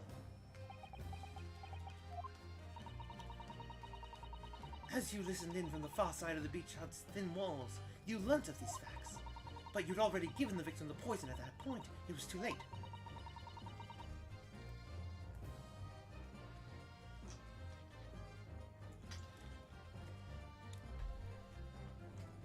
So you hatched a plan to disguise your mistake. A plan that involved stabbing the victim in the back through the reed screen. Objection! But what good could that possibly do? Isn't it obvious, Counsel? The plan was to kill Miss Brett before the poison could take effect. Once in the blood, the poison causes the onset of pupil constriction. But he had hoped to precipitate the victim's death before that happened, hadn't he? Exactly. Because without any revealing signs of the new secret poison's use, no one would have ever suspected. This is extraordinary. Yes, the effects of the poison meant it would be too easily identified, so the killer had to mask its use, which he attempted to do by plunging a knife into the middle of the victim's back.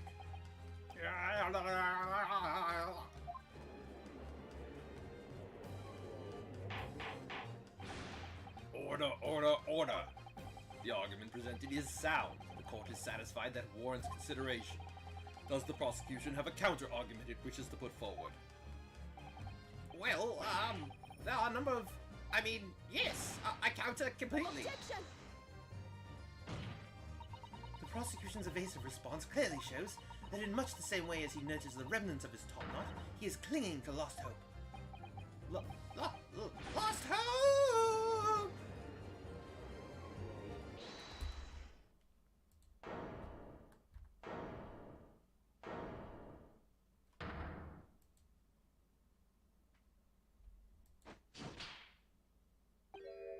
Ah! You pathetic, useless fallen samurai!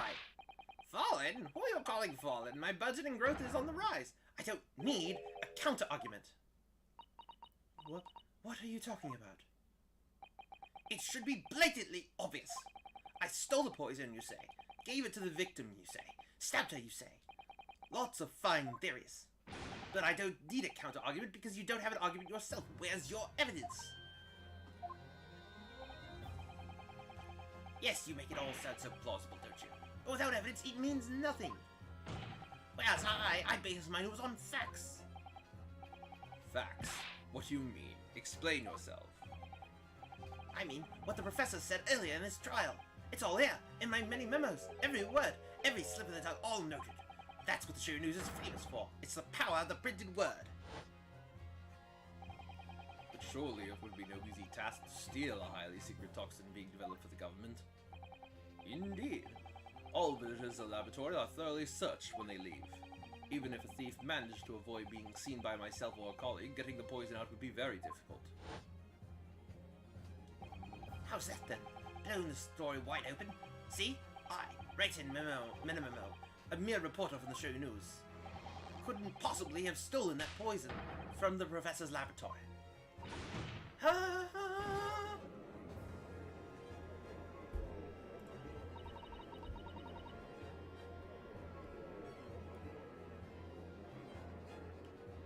But there can't be any question of it. He must have stolen the poison that day. He stole it and used it to kill. And if that's the case, as you've identified, the poison itself is the definitive evidence we need. Because whoever stole it from the laboratory that day is the true culprit here. What's your point, you annoyingly handsome country bumpkin? My point is this. There is one way that you, Menamemo-san, could have stolen the poison that day. I have heard enough verbal conjecture now, thank you.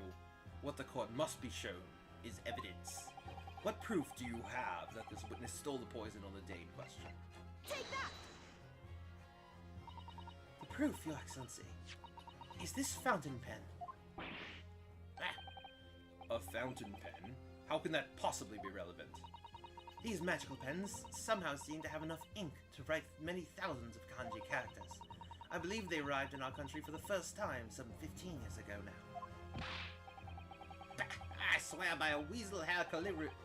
I swear by a weasel hair calligraphy brush and nothing else. These newfangled pens are merely a fad. Well, as a forward-thinking man of words, obviously I love my fountain pen. Suck up a soup of sumptuous ink and one's work is awash with words at the blink of an eye. That's right. Fountain pens have a small reservoir in the barrel, into which ink is sucked up through the nib of the pen in order to write with later.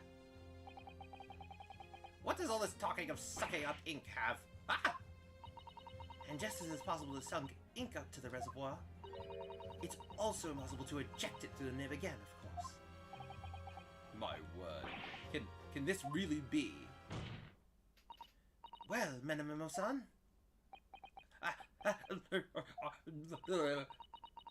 when you saw the deadly poison before your eyes in the laboratory that day, you used your fountain pen, your very lifeblood, to steal some of it, didn't you?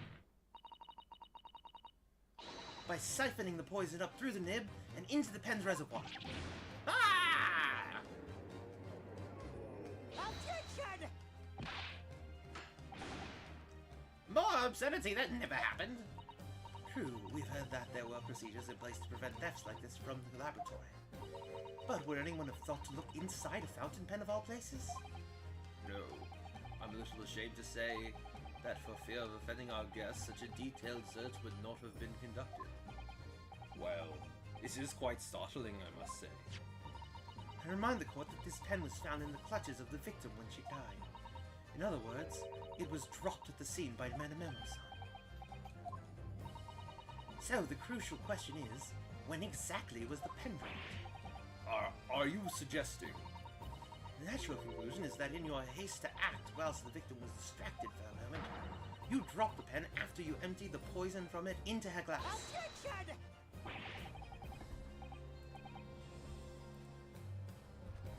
There could be any number of alternative explanations.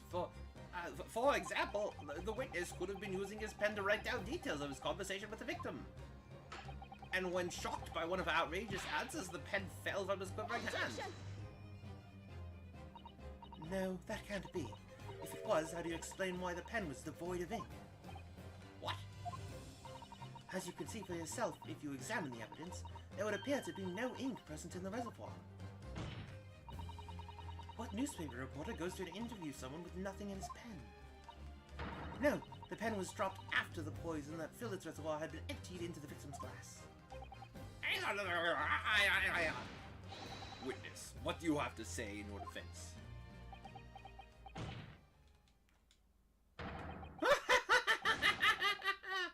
So this is how a modern justice system works, is it? What if the ink in my pen... So what if the ink in my pen runs dry? So what if my pencil snaps? I can always claw my way back into the game. I have plenty in reserve. Yeah!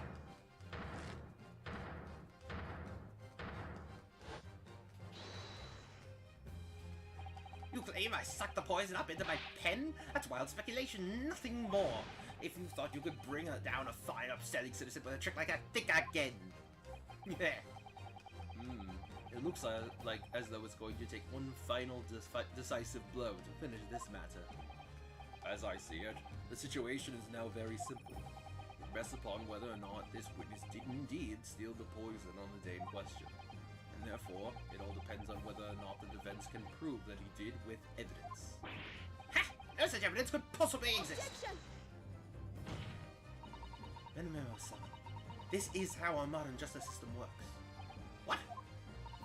In the courtroom, evidence is everything. Something you would do well to remember. Because we are well past the point of speculation at this stage, I assure you. Very well then. I call upon the defense to present the aforementioned evidence. This is it then. This will be the final piece in the puzzle. The defense can prove by means of this item that it was the witness's pen that was used to steal the poison. Take that! Counsel, what is that bottle? This bottle contains the unique chemical reagent that can identify the poison in question. Ah! Yes, that poison is an entirely new synthesis of alkaloids developed by my colleagues and I. It would be impossible to detect traces of it by any other method. Or, from another perspective, simply with this chemical reagent, anybody at all could check for traces of the poison. Ah! A reagent? What? One drop of the contents of this bottle on the tip of your fountain pen, Manamemo-san, is all it will take to solve this case beyond all reasonable doubt. No, you can't. I won't. Your crimes are bad enough, but at least know when to admit defeat. Your Excellency, the defense requests permission to carry out the test on the fountain pen at once.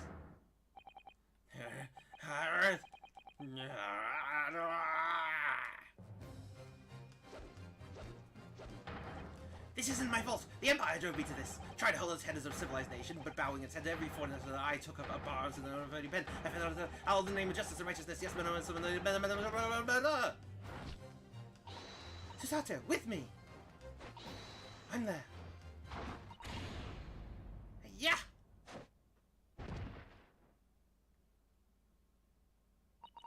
Did I do it right? That was a Susato takedown, wasn't it? Not quite. That was a Ryotaro takedown.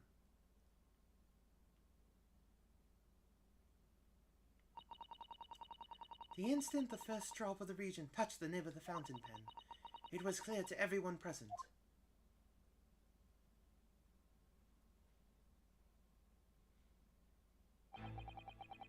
I saw it there in the lab, the poison, it just...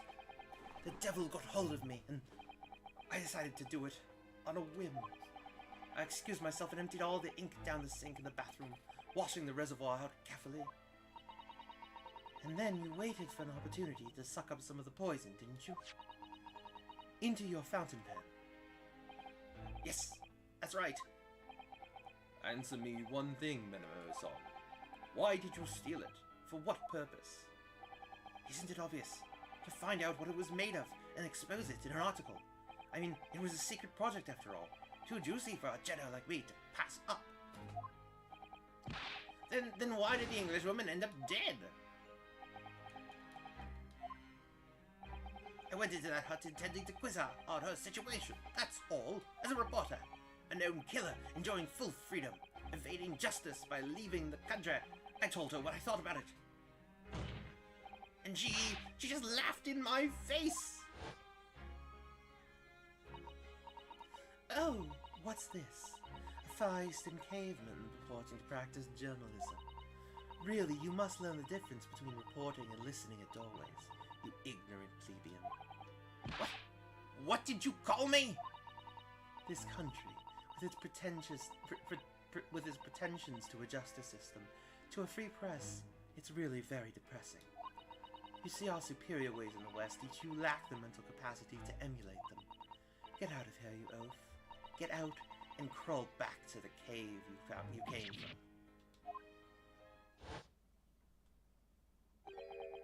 That's when I remembered about the deadly poison I happened to have in my pen at the time. What a terrible tale. In my head, I knew I should just get out of there as quickly as possible, but I couldn't. I couldn't let her get away with what she'd done, when she clearly had no remorse at all. I suppose it was my Jedi spirit, getting all fired up.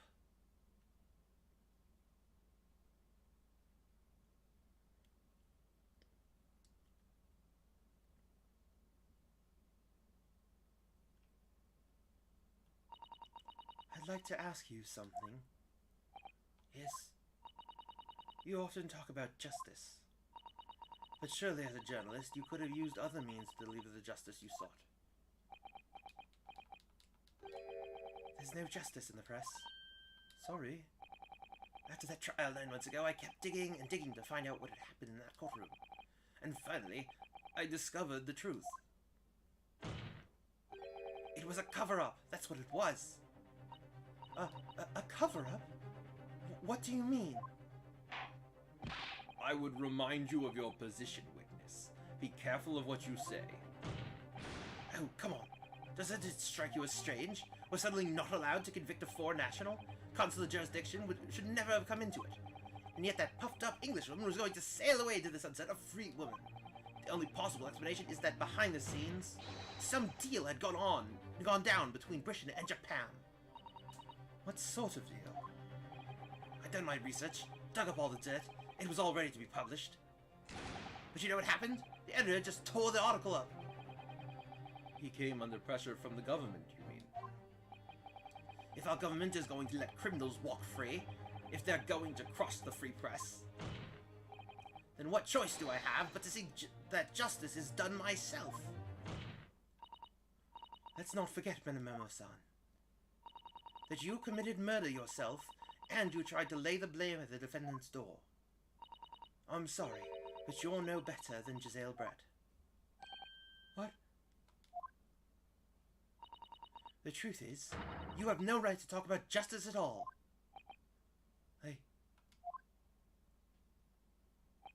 I suppose...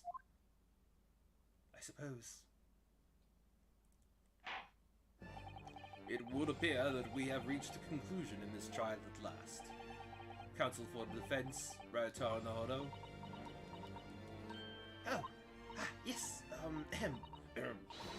Sorry, Your Excellency. Just, musing in a manly way. Yeah. It's almost unbelievable that this is your first experience at the Supreme Court. It was an excellent performance. In truth, it very much reminded me of your cousin's exploits. Oh, Naruto. Ryanosuke, you mean? The way he handled the trial 9 months ago, and the way you handled this one. It gives me hope that we are genuinely entering a new era of justice in this land. That's very flattering, Your Excellency. Hearing the defense you put forward today made me feel most keenly that the future of our justice system will be forged by you and your contemporaries. Thank you. So, Prosecutor Aochi, do you have any final thoughts? Prosecutor Aochi?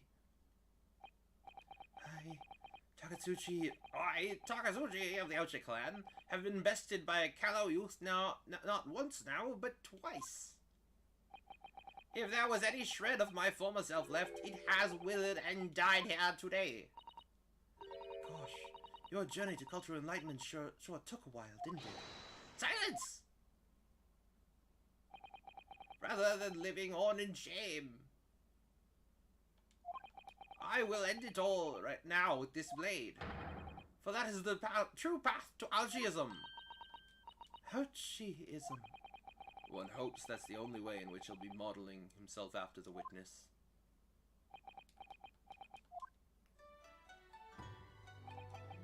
Sprig of my topknot, the time is right for farewell. Hope is lost forever. Takatsuchi.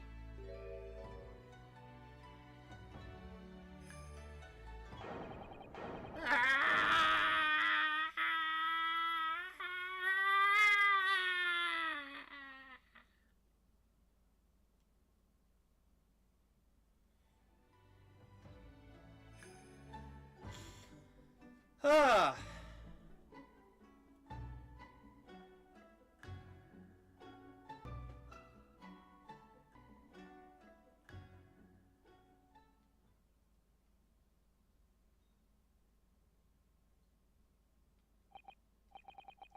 Now, in regard to the defendant, Raymond Bami-san, Yes, Your Excellency?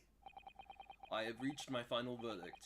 I hereby find you not guilty. Woohoo!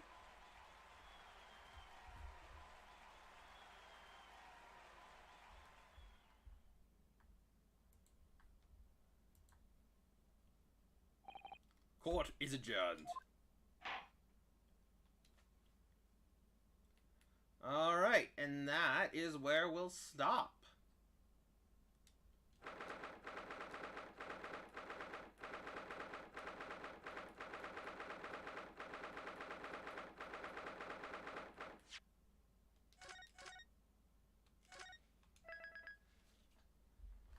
Thank you so much to everyone who wasn't here.